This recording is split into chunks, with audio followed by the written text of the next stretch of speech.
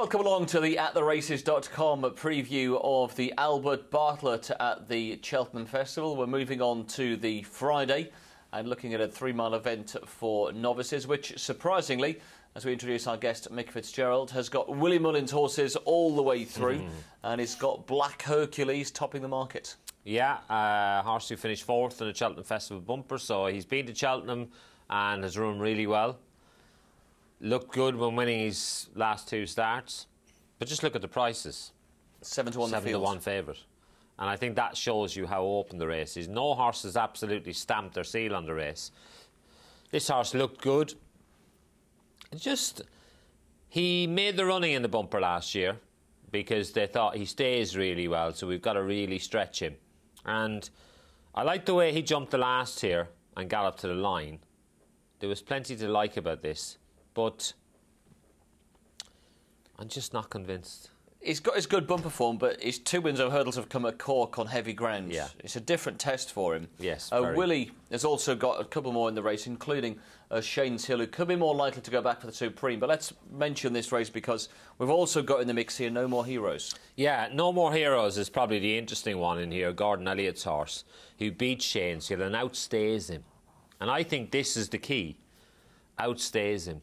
Because look at the horses that have won the Albert Bartlett in the past. They are absolutely dour stayers, and this horse looks every inch a dour stayer. You know, he just got outspeeded for a bit by Shane's Hill, but when the chips are down at Navan, stiff uphill finish, he's hitting the line running, and that's what I like.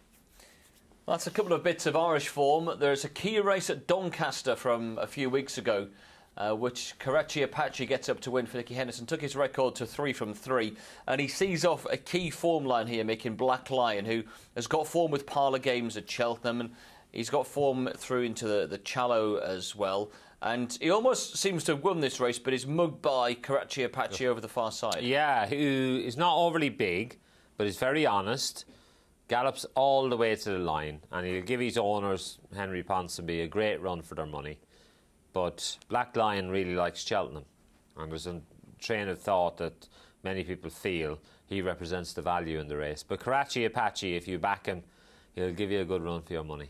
Yeah, he's certainly a horse who's done nothing wrong so far. As we turn our attentions back to Ireland once again, I can have a look this time at a whole host of horses who clashed there back at the end of January. Yeah, Outlander is, you know, a horse that is interesting. We've already spoken about him. I just think I can't get away from this horse. Whatever it is about him, you know, the form with Martello Tower, can you take it on face value? The horse that you're almost looking out for here is Kilolta Vic. He finishes back in the pack.